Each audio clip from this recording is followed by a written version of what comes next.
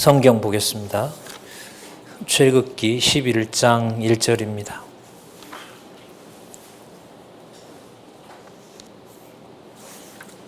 출애굽기 11장 1절 제가 읽겠습니다. 여호와께서 모세에게 이르시기를 내가 이제 한 가지 재앙을 바로와 애굽에 내린 후에야 그가 너희를 여기서 보낼지라. 그가 너희를 보낼 때에는 여기서 정령 다 쫓아내리니 백성에게 말하여 남녀로 각기 이웃들에게 은금 폐물을 구하게 하라 하시더니 여호와께서 그 백성으로 애굽 사람의 은혜를 받게 하셨고 또 그 사람 모세는 애굽국에서 바로의 신하와 백성에게 심히 크게 배웠더라. 3절까지 읽었습니다. 우리 교재는 성경 강론 1권 422페이지입니다.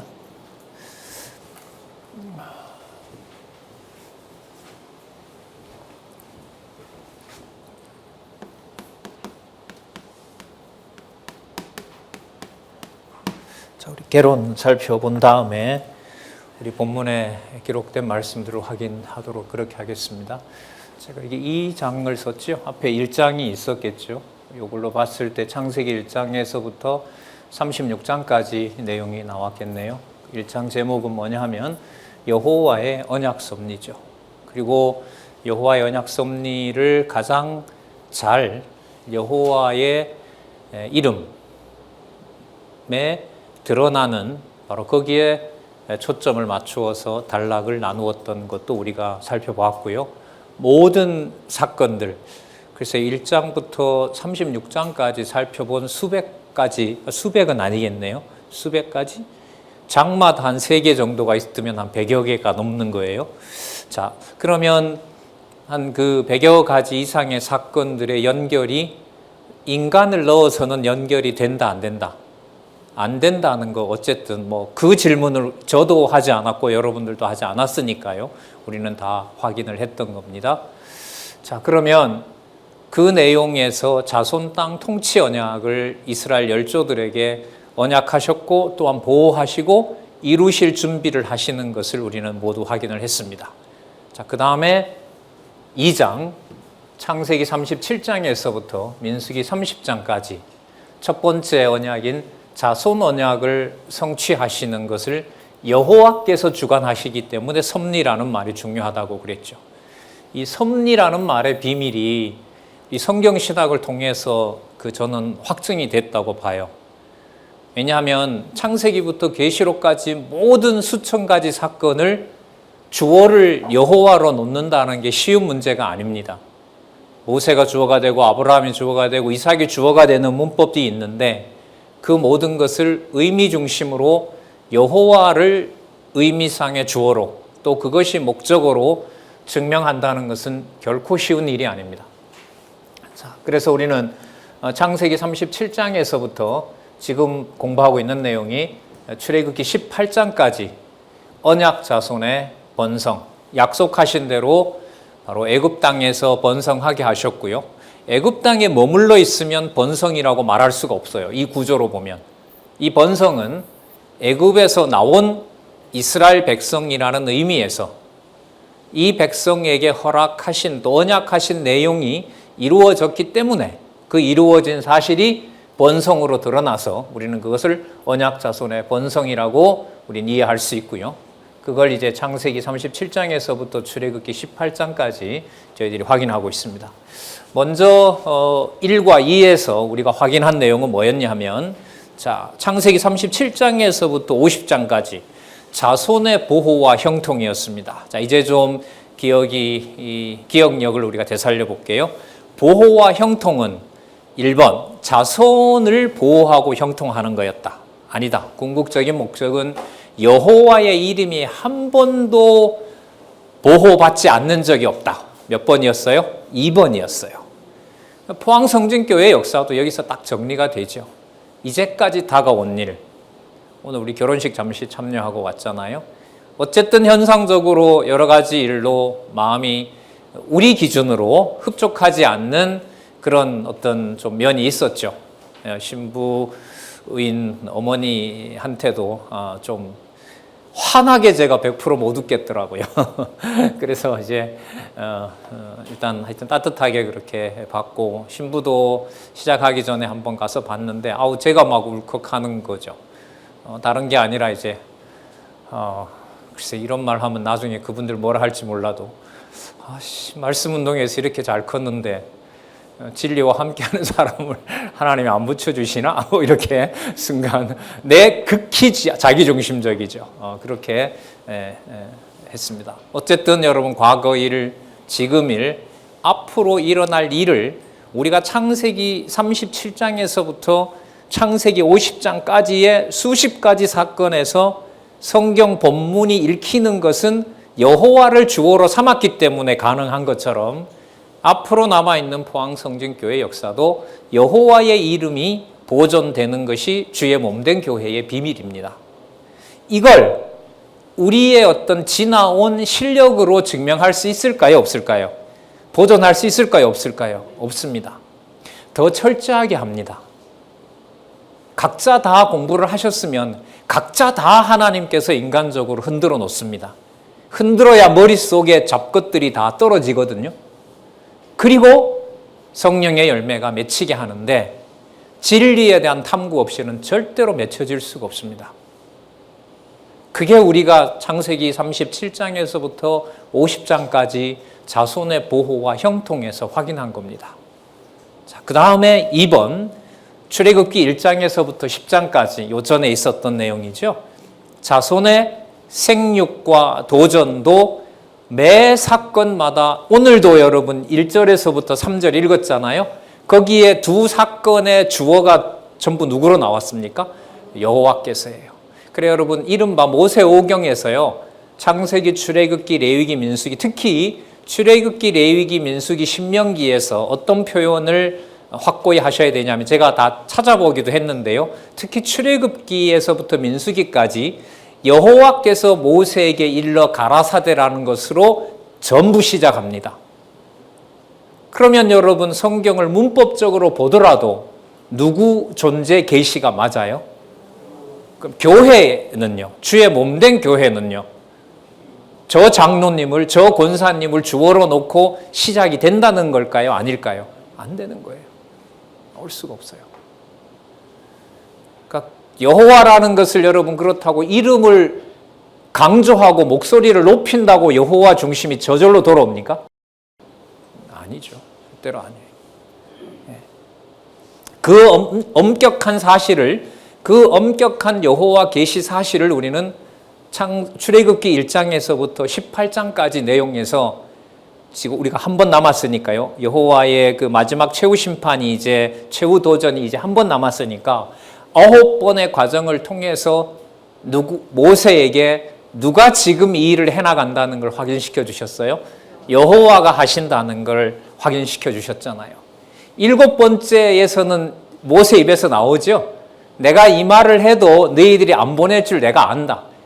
그러니까 여호와께서 장자 죽이기 전까지는 안 나간다는 걸 모세도 알아버린 거예요. 그리고 그 재앙의 목적이 하나님이 애굽보다 능력이 없어서 지금 힘을 쌓아가면 산던 게 아니잖아요. 왜 한 번에 보낼 수 있는 것을 그렇게 10번에 걸쳐서 하시고요, 열흘이면 가는 가나안을 왜 40년을 돌리냐는 거예요. 전 진짜 인간 본성적으로는 진짜 불만이에요. 이런 방법론은 최악이거든요. 최악이에요. 포항성진교회 역사가 진리의 토대를 두고 진리로 양육하고 투쟁하는 그 시간이 언제였는지는 몰라요. 예수님 오실 때까지였으면 좋겠어요. 예루살렘에 복음 전하는 것도 포항성진교회가 무관하지 않았으면 좋겠어요, 저는. 여러분들도 마찬가지 아니에요?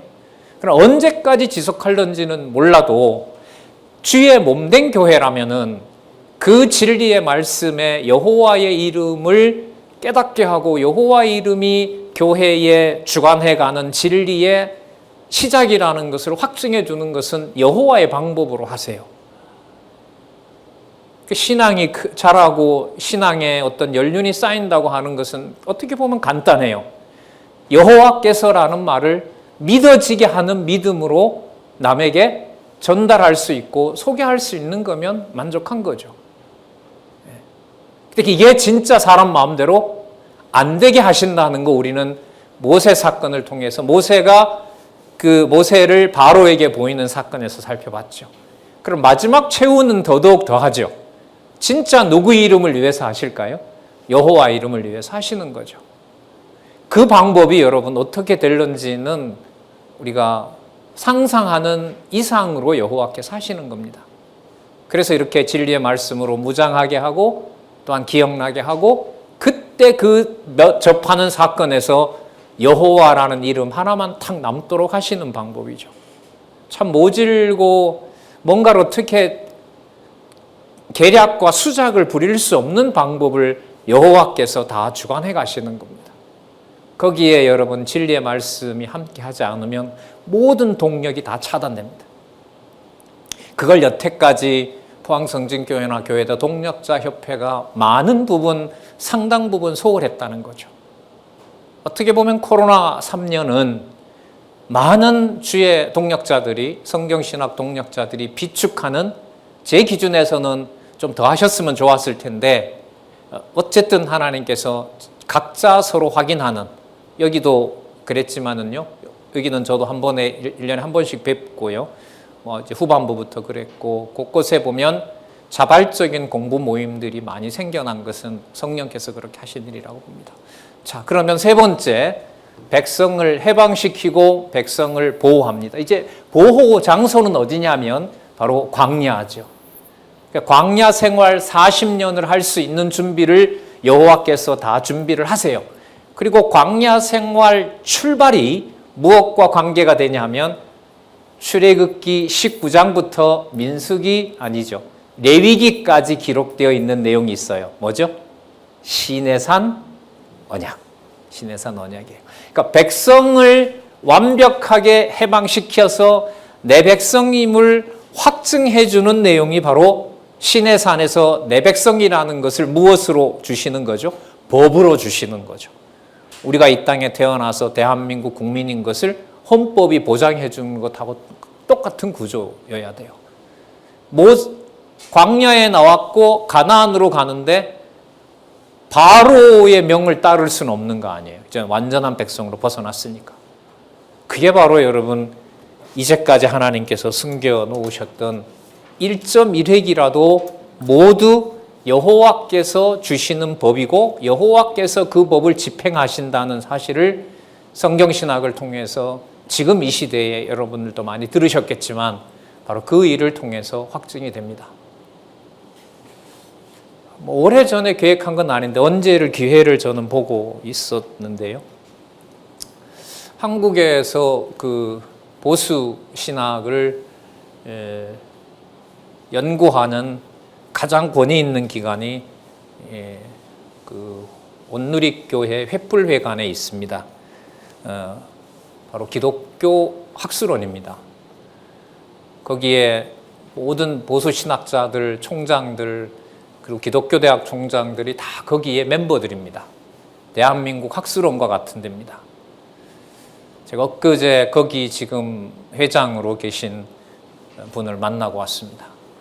지난번에 얼굴을 제가 알기 때문에 가서 성경신학, 박용기 목사님의 신학이 무엇인지를 설명했습니다.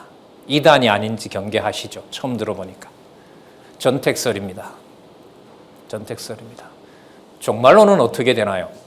종말론은 전천년설입니다. 그리고 세대주의가 아니고 신천지를 이단으로 분명히 규정하고 있고, 그럼 도대체 특징이 뭡니까? 뭐가 특징적이기에 나한테 얘기합니까? 바르트와 칼빈의 부족한 점을 극복하고 진리투쟁을 할 수 있는 더 예리한 칼을 갈았다고 저는 생각을 합니다. 말씀드리는 동안 내내 떨렸죠. 하나님 지혜 주셔야 됩니다. 흥분시키지 마셔야 됩니다. 이러면서 이제 설명을 하고요. 그러면 그게 뭔지 보여달라. 연구한 내용이 강론집 창세기부터 계시록까지 다 완간을 하셨고 조직 신학과 관련된 주제들을 연구해 놓은 단행본도 있습니다. 그래요? 그럼 한번 갖다 놔 보세요. 그렇게 하고 이번 주에 연락을 해서 만날 기회가 있으면 전해주고자 합니다. 왜 이런 말씀을 드리냐 하면 여러분 이 일이 진행이 인간적으로 잘 된다 하더라도 엄청 큰 일이죠. 그러나 그 일이 성경 신학, 성경 권위를 그 일이 되어 가기 때문에 여호와 하나님이 살아 계셨다는 것은 아니에요. 되든 안 되든 모세로 하여금 애굽에 10번 보내지 않아도 돼요. 하나님이. 굳이 10번 보내는 것은 실패를 거듭하게 해서 하나님만 의지하게 한다. 해석이 좀 약합니다. 이 해석은. 머릿속에 모든 것 다 빼버리고 누구 주어를 말씀해 주시는 대로 아까 제가 출애굽기부터 민수기 찾아봤다 그랬잖아요. 여호와께서 모세에게 명하신 대로 이게 32번 나와요. 그 말만. 그런데 지금 읽었던 이 구절까지 넣으면 더 많이 나올 거예요. 그러면 수십 가지 사건의 주어는 바로 누가 되시는 거죠? 여호와께서가 되는 겁니다. 포항성전교회 역사도 그렇고 앞으로 올 역사도 마찬가지입니다. 그걸 어떤 방법으로 할 것인지 그건 우리의 상상을 초월합니다. 저게 버리는 카든지 다시 불러올 카든지 그건 아무도 모릅니다. 성경 권위를 어떤 방식으로 어떻게 증명할지도 우리의 상상을 뛰어넘습니다. 자, 그 내용을 우리는 오늘 출애굽기 11장에서부터 18장 내용에서 하나님께서 모세를 통하여 확증해 주시는 바로 여호와의 살아계신 역사를 한번 본문을 연결해 가면서 또 확인해 보도록 하겠습니다. 먼저 애굽에서의 해방을 여호와께서 하게 하시는 내용이 13장까지 나오고요. 해방시킨 다음에 최후의 승리를 홍해에서 확증해 줍니다. 홍해를 건너지 못하면은 뒤에 따라오는 애굽 군대에 의해서 이제까지 생육하고 번성했다는 것은 전부 물거품이 됩니다. 그리고 누구의 이름은 의미가 없어집니까? 여호와의 이름은 없어집니다. 잘 아는 내용이지만 본문이 어떤 순서로 되어 있는지는 약합니다. 제가 생각할 때. 홍해 사건을 알고 있어도 홍해 사건의 내용을 어떤 내용 다음에 오고 그 다음에 뭐가 있는지는 우리는 저 역시도 선명하지가 않아요. 몇 가지밖에 없어요. 이게 우리의 현실입니다. 거기에 더 매진해 주기를 원하고 같이 반복해서 공부하기를 원하는 겁니다. 자, 그 다음에 홍해에서 승리하게 한 다음에 그러면 3이 뭐가 나와야 되냐면 약속의 땅인 가나안이 이렇게 나와야 돼요. 3번은. 근데 가나안이 아니고 뭐가 나와요? 광야가 나오잖아요. 가나안 땅이 아니잖아요, 여기는. 그럼 광야에 왜 넣느냐? 바로 여호와의 이름을 부를 가나안 땅에 가서 여호와의 이름을 받을 또 그걸 받아서 여호와의 이름을 간직하게 할 준비를 하나님께서 여기서 시키는 거죠. 그러니까 성경 순서로 보면 홍해에서 승리하고요. 15장 21절에서 끝나고요. 이후에 40장까지 다 빼고요. 그 다음 민수기 1장에서부터 30장까지 빼고요. 민수기 다 빼도 돼요. 신명기 다 빼도 돼요. 여호수아부터 가나안으로 가면 돼요. 땅 언약과 연관이 된다면. 자, 홍해에 건넜기 때문에 이제는 어디밖에 안 남아서 홍해 건넜으니까 가나안 가면 되잖아요. 가나안 땅, 요단강, 서편 땅 정복이 어디에서 나옵니까? 여호수아에서 나오잖아요. 민수기 31장부터는 무슨 내용이죠? 요단 동편 땅이잖아요.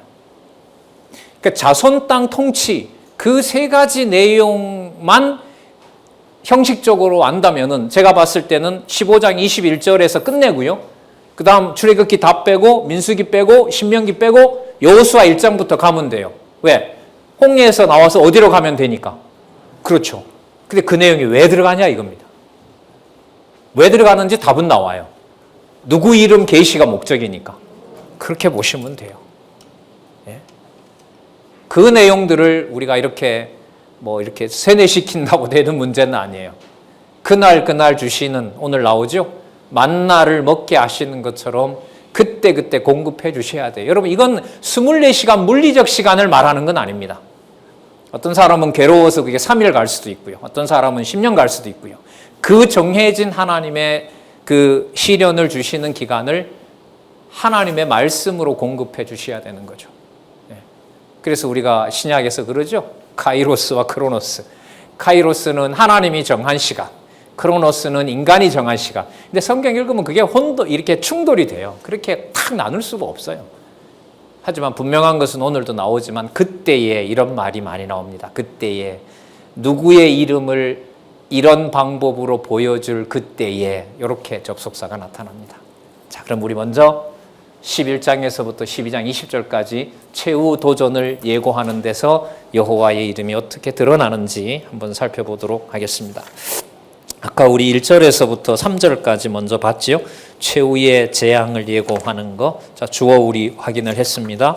11장 1절. 여호와께서 모세에게 이르시기를 한 가지 재앙으로 바로에게 내린 후에 그가 너희를 여기서 내보낼지라.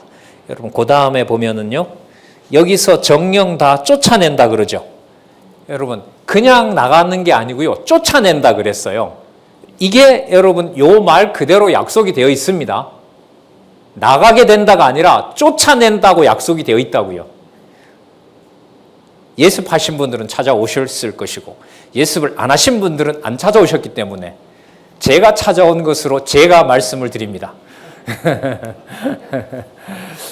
보셔야 돼요. 한 달에 한 번 뵙지만은 내가 확인하지 않는 성경 신학은 이제 여러분 손해보는 게 너무 많아요. 본문을 꼭 보세요.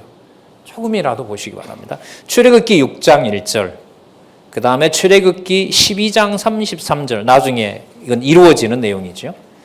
출애굽기 6장 1절 읽어드릴까요? 출애굽기 6장 1절 한번 같이 찾아보실래요? 자, 출애굽기 6장 1절.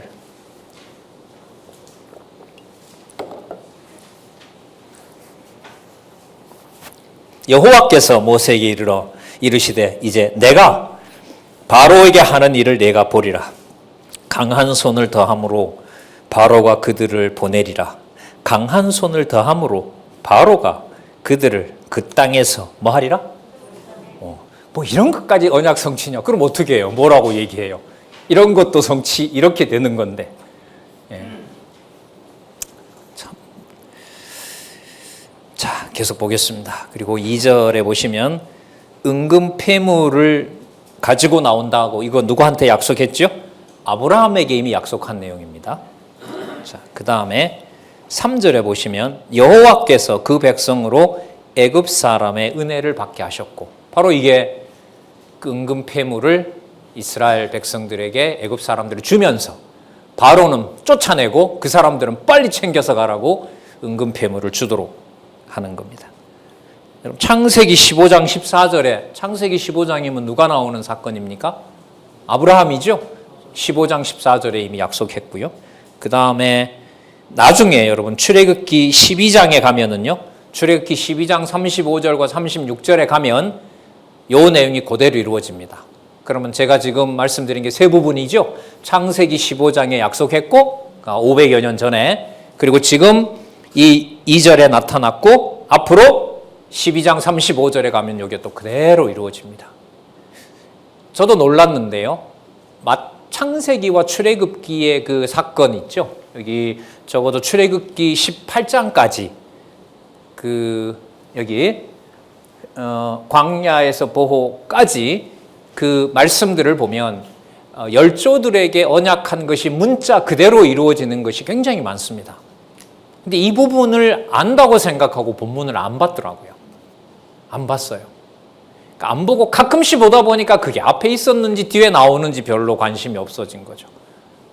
그러니까 일용할 양식에 대한 의미가 좀 커졌습니다. 저도 말씀드렸죠. 저도 제 개인 공부 진도가 있거든요.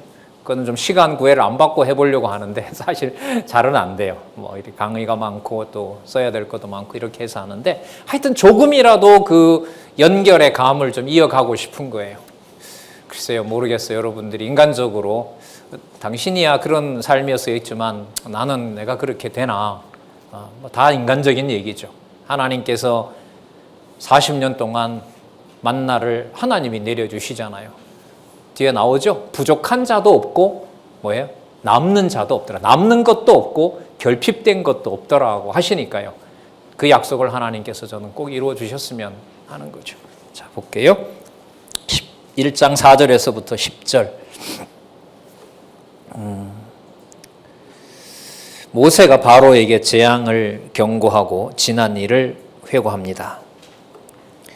자, 4절 보시기 바랍니다. 여호와께서 말씀하시는 거예요. 모세가 바로에게 이르되 여호와께서 이같이 말씀하시기를 밤중에 내가, 여러분 이때 내가는 모세가 말을 하면서 내가라고 하고 하나님을 주어로 놔야 되니까 여기서 내가는 여호와이신 거예요. 그죠? 예, 여호와께서 이같이 말씀하시기를 밤중에 내가 애굽 가운데로 들어간다. 자, 그럼 답이 나왔어요. 최후 도전을 예고하고 애굽에서 해방시키는 거요. 11장 4절에 답이 이미 나왔습니다. 누가 들어간다고요? 그런데 이런 구절 우리한테 익숙하지 않잖아요. 맞죠? 출애굽은 알아도 여호와께서 애굽에 들어간다는 게 11장 초반에 나오는 걸 모르잖아요. 성경을 안 봤으니까.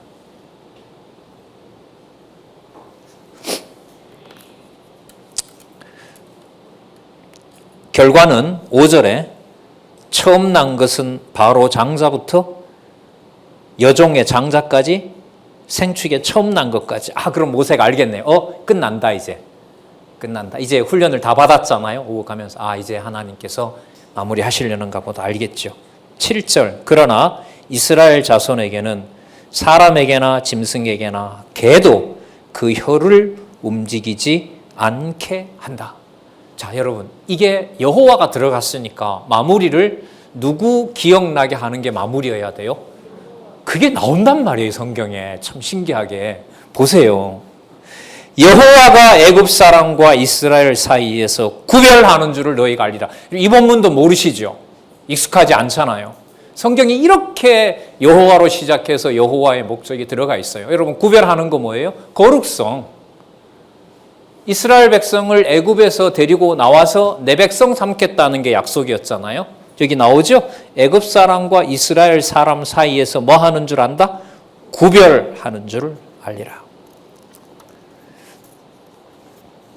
아까 말씀드렸는데 우리가 창세기에서부터 출애굽기 이 18장까지의 모든 기록된 내용들이 아까 그 쫓아내리라는 것을 보셨지만은 열조에게 지금 모세에게 그리고 모세에게 말씀한 대로 그대로 이런 부분이 굉장히 많습니다.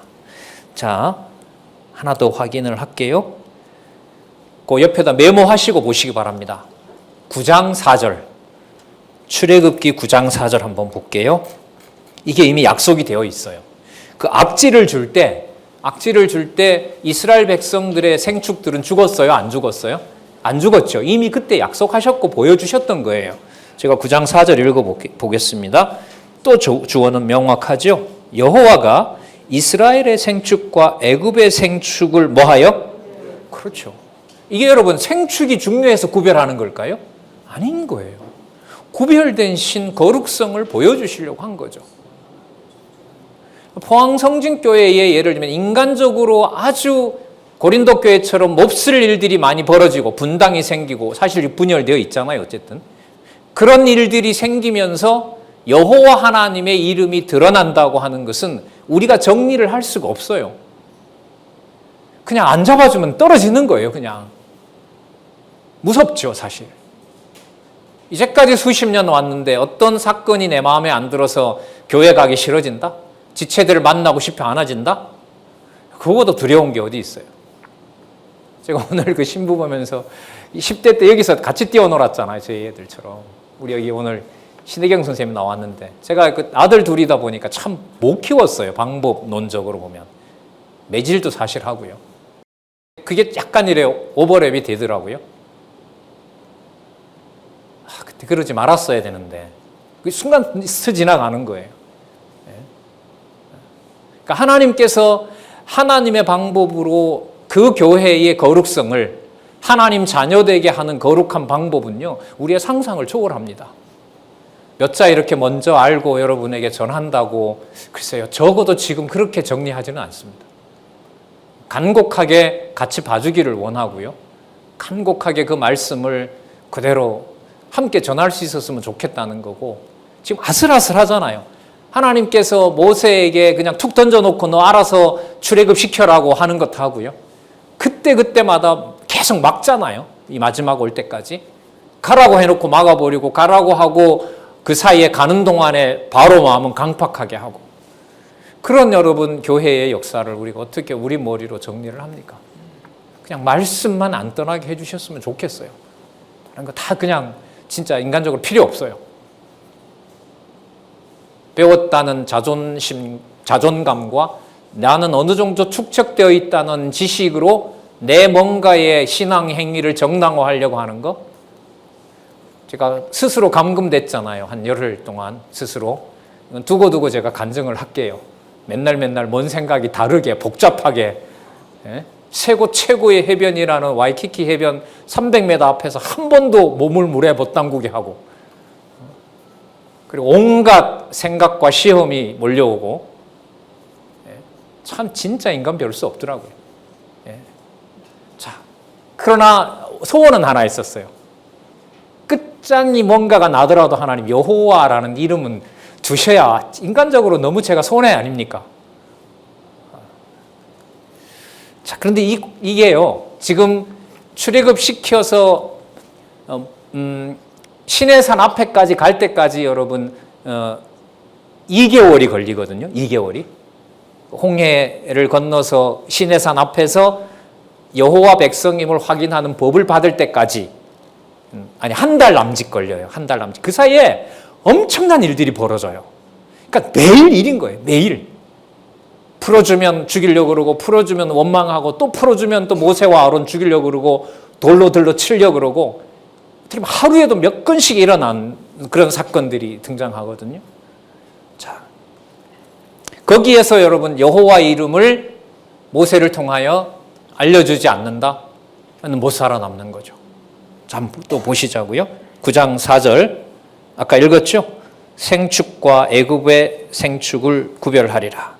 자, 11장 9절 다시 돌아옵니다. 여호와께서 모세에게 이르시기를 바로가 너희를 듣지 아니할지라. 그러므로 내가, 아까 우리 7절 확인했고요. 9절로 넘어와서요. 8절도 봐야 되겠네요.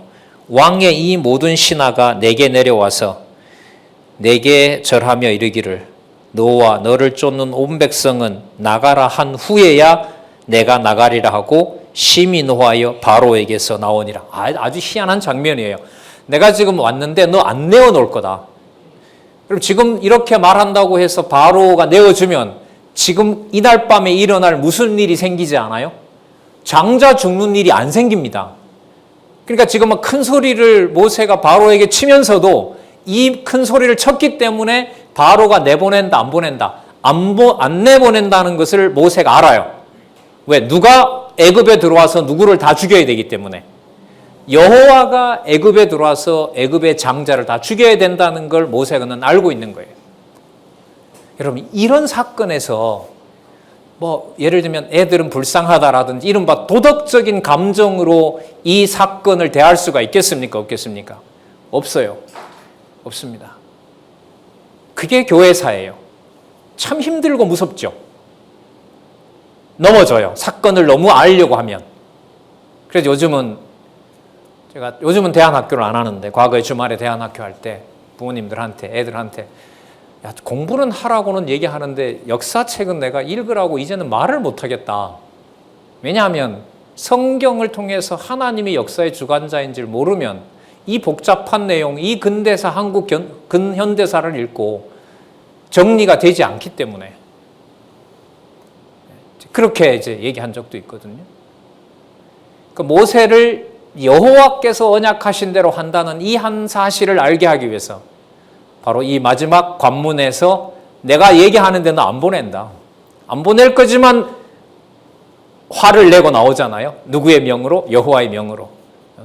자, 8절, 9절. 심히 노하여 바로에게서 나오니라. 자, 나오니까요. 여호와께서 모세에게 이릅니다. 너 왜 화나느냐 임마, 전하고만 오지, 이렇게 말하지 않고요. 뭐라고 하시냐면 여호와께서 모세에게 이르시기를 바로가 너희를 듣지 아니할지라. 너 그렇게 얘기했지만 바로 안 듣는다. 그래서 누가 일을 내가 시작한다? 내가 지금부터 일 시작하겠다. 그러므로 내가, 동그라미 하면 좋겠죠? 내가 애굽 땅에서 나의 기사를 더하리라 하셨고 모세와 아론이 이 모든 기사를 바로 앞에 행하였으나, 참 이런 말씀이 나와요.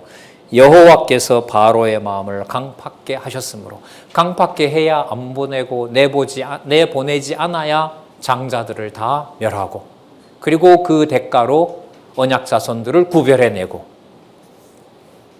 여호와께서 바로의 마음을 강팍게 하셨으므로 그가 이스라엘 자손을 그 나라에서 내어 보내지 아니하였더라. 여러분, 이게 11장인데요. 한번 메모하시고 보세요. 이런 표현이 여러분 마지막 이 재앙으로 끝날까요? 앞으로 더 나올까요? 더 나와요. 뭐 할 때? 내보내고 난 다음에 강팍하고요. 그 다음에 이스라엘 백성을 끝까지 쫓아가서 죽이고 싶었던 마음을 또 성경은 기록을 해요.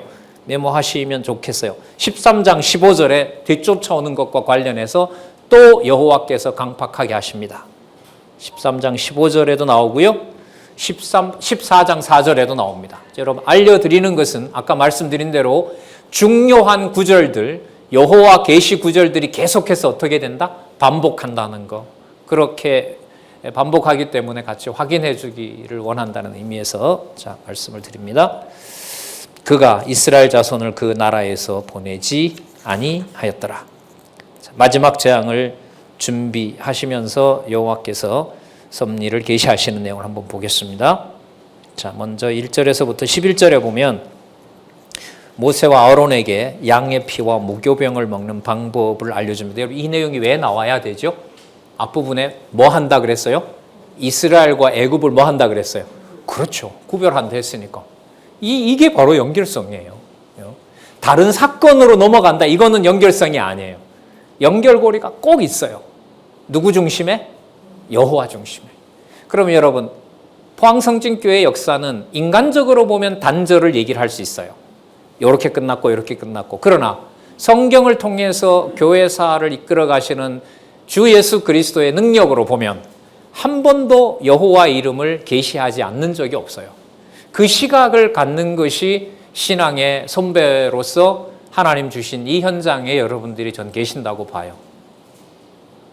그래서 언제 그렇게 좀 우리가 만나더라도 이야기를 하더라도 그 내용에 초점을 맞추어서 사건을 보고 또 자라는 후배들 혹은 자녀들에게 듣든지 안 듣든지 그건 하나님 하실 일이고 나는 지속적으로 하나님의 살아계신 것을 전할 수 있었으면 좋겠다 이런 생각이 듭니다. 자, 12장 1절 여호와께서 애굽 땅에서 모세와 아론에게 일러 가라사대 2절 잘 보세요. 이 달로 지금 이 달이 너희에게 달의 시작 곧 해의 첫 달이 되게 한다. 구별 맞네요. 그러니까 누가 사용하는 달력 안 써요 이제? 예? 그렇죠. 바로가 사용하는 달력 안 써요. 매월 며칠 날 바로의 달력에 따라서 우리가 출애굽했다 이거 안 써요. 그냥 이 날이 1월 1일인 거예요. 1월 1일이에요. 여러분, 이 때를 날짜 계산을 때문에 달력 새로 만들려고 하는 걸까요? 하나님 계시를 알려주는 그 때를 말하는 걸까요? 후자인 거죠. 후자인 거예요. 여러분, 그게 어디에 반영이 되어 있냐면 성경 개론에 그게 반영이 되어 있는 거예요. 창세기, 출애굽기 그런 전통적인 걸 빼버리고 여호와 계시 중심으로 성경을 논리적으로 통일성이 있다라고 확정한 것이 성경신학인 거예요. 그래서 그 단락을 따라서 읽어가는 것이 유익하고 시간을 줄이는 거예요. 하지만 확인하지 않으면 그것은 너 한번 읽어봐라 이렇게는 안 돼요. 안내하시는 분이 읽고 안내해줘야 가능한 일입니다. 자, 구별된 사건이 2절에 나오고요. 자, 방법은 3절 너희는 이스라엘 회중에게 고하여 이르라.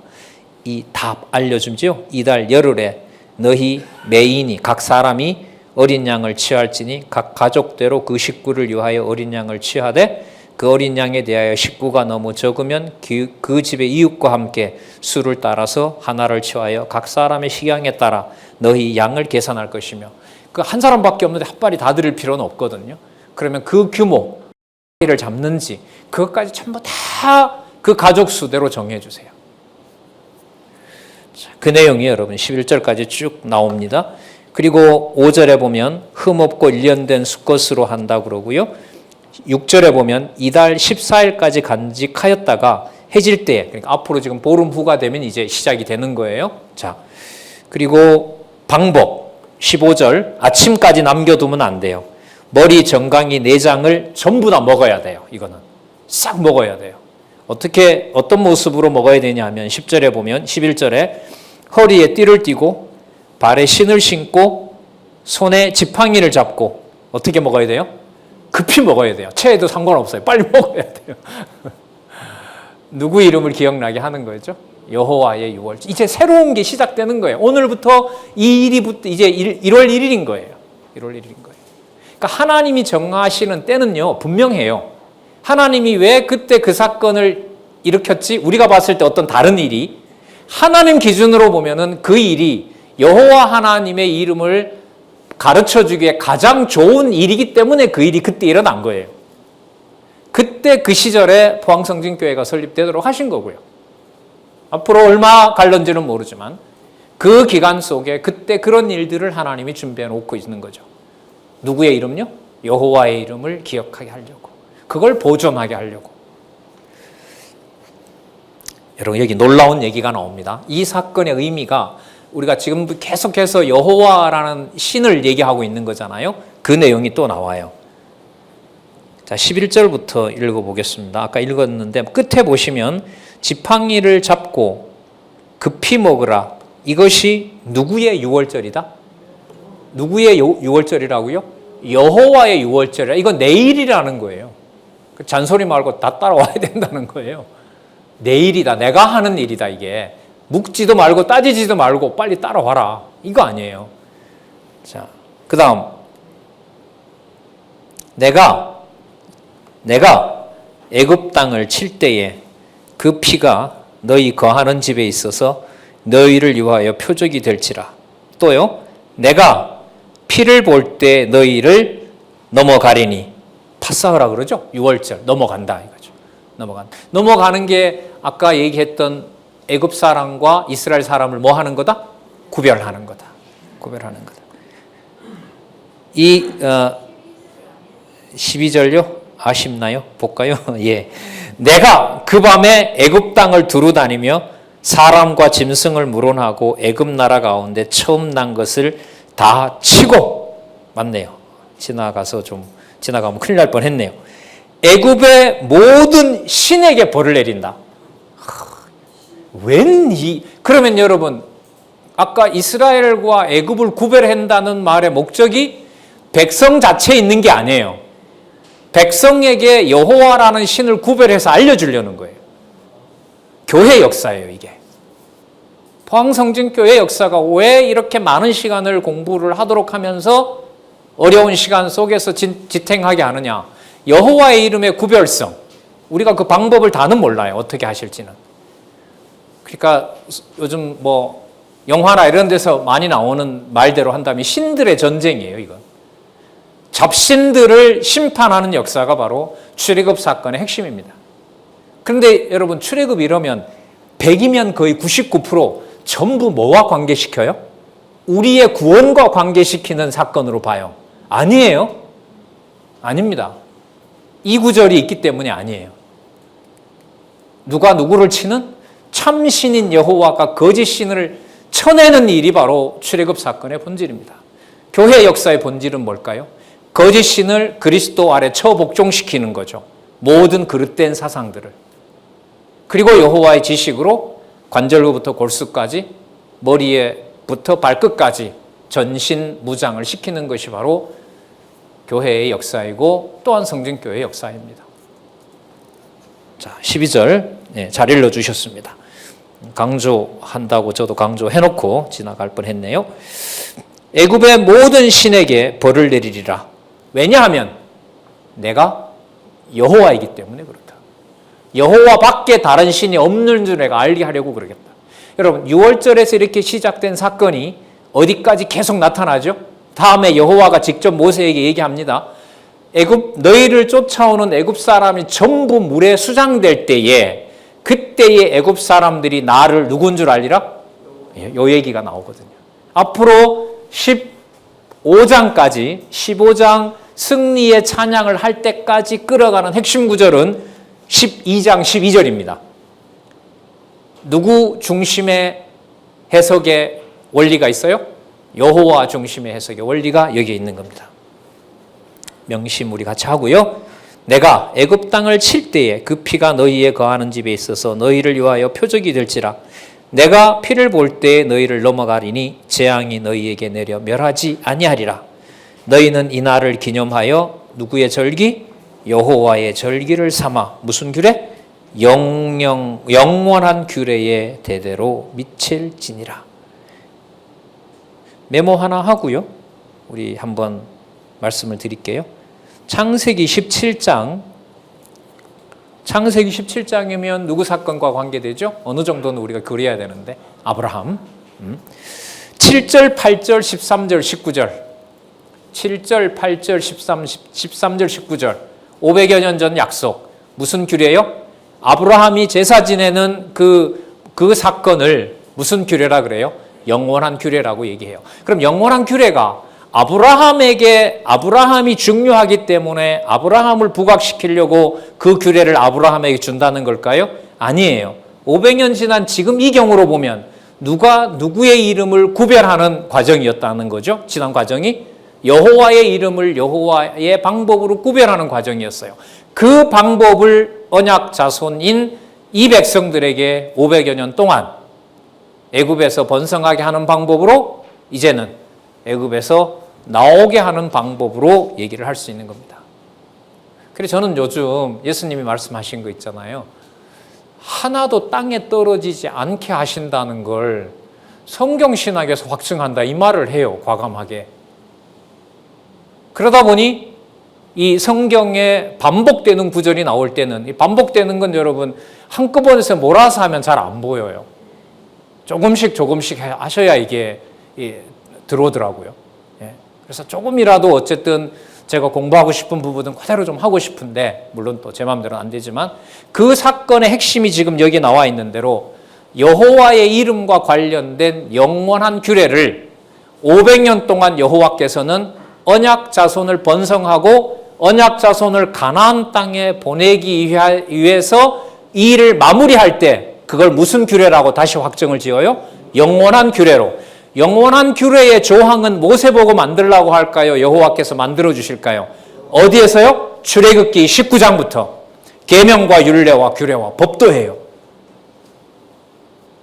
이 성경의 여러분 이 구조 그리고 이 흐름 1.1핵이라도 그 자리에 반드시 그 말씀이 배치되어야 되는 거.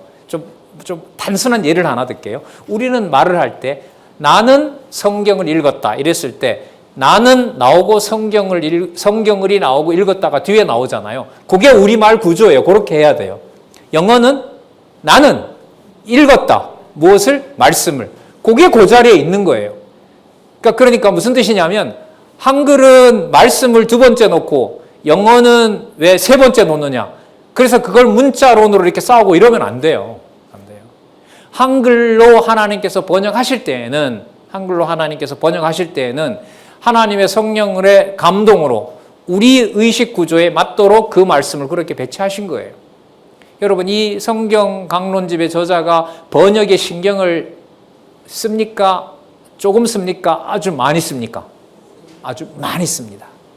제가 12년 전에 올라가서 집필을 하면서 제가 옆에서 교정을 받잖아요. 아주 민감합니다. 한 글자 한 글자 어떨 때는 제가 교정을 해서 탁 바꿔놓으면 불러요. 이 내용을 왜 이렇게 보세요? 박 교수님은? 박 강사님은? 이렇기 때문에 이런 거라고 봅니다. 아니요. 그게 이 내용하고 관계지었기 때문에 이 내용입니다. 이 구절이 아니라 저는 이 구절 같은데 이 구절이 왜 근거로 옵니까? 그 구절도 중요하지만 이 구절을 넣으면 그 구절이 들어옵니다. 그게 여러분 어떤 한 부분에 매여서 그런 멘트는 할 수가 없죠. 번역도 마찬가지예요. 가장 여러분 우리가 크게 찾아낸 게 면 있잖아요. 하면. 그 완전 오역이거든요. 할 때에 이거예요. 언약이 성취될 때에 이것하고요. 너가 뭘 하면 하고 번역의 의미가 얼마나 다릅니까? 그래서 구약 성경의 면은 사람과 사람이 하는 말 빼고 여호와와 관련된 번역은 전부 그때에 이 말이에요. 너희가 그런 일을 할 때에 그게 전부 무슨 방식이죠? 언약 방식인 거예요. 그게 그대로 이루어진다는 거예요. 그래서 몇 번 말씀드렸습니다만 남아있는 시간에 지금 함께하는 우리 말씀운동 첫 세대들과 할게 의미 분석 성경 이게 아름다운 국어로 번역이 되고 그게 우리 다음 후손들에게 글쎄 한쪽 가로 정도 선에서 제목으로 들어가고 딱 출판이 되는 걸로 함께 계시는 우리 말씀운동 선배들과 같이 그 작업 한 몇 년이면 되거든요. 기본적으로 한 2억 든다고 하더라고요. 상세하게 좀 알아봤죠. 문제는 원어를 좀 믿고 맡기고 이럴 분들이 없어가지고 계속 기도하는 중에 있습니다. 자, 좀 멀리 간 것 같은데 뭐 그렇진 않습니다. 여호와의 절기를 삼아 영원한 규례로 대대에 지킬지너라. 그거 너희들을 데리고 와서 한 달 후에 시내산 앞에 가면 내가 그때 다 주겠다. 계명과 율례와 규례와 법도 그때 쫙 펼쳐집니다. 레위기까지. 자, 우리 한잔 하시고요. 우리 12장 15절부터 살펴보도록 하겠습니다.